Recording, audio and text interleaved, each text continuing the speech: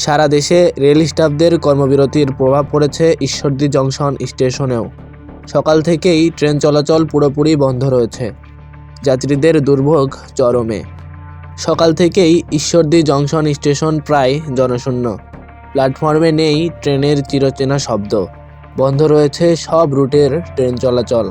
অনেক যাত্রী কাউন্টারে এসে তাদের টিকিট জমা দিয়ে টাকা ফেরত নিচ্ছেন।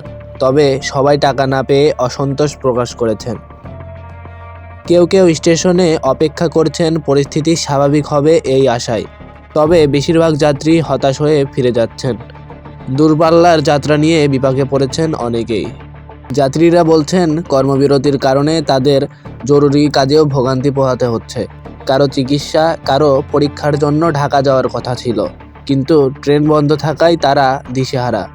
বাংলাদেশ রেলওয়ে রানিং স্টাফ ঐক্য পরিষদের রাজশাহী বিভাগীয় আহ্বায়ক রবিউল ইসলাম বলেন, এ বিষয়ে রেলওয়ে কর্মকর্তা বা মন্ত্রণালয়ের কর্মকর্তাদের সঙ্গে আলোচনার আর কোনো সুযোগ নেই।